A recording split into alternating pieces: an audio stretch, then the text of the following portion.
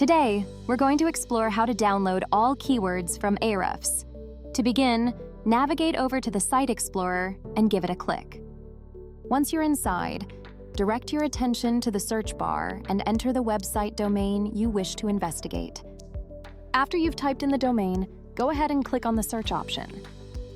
It might take a moment for everything to load.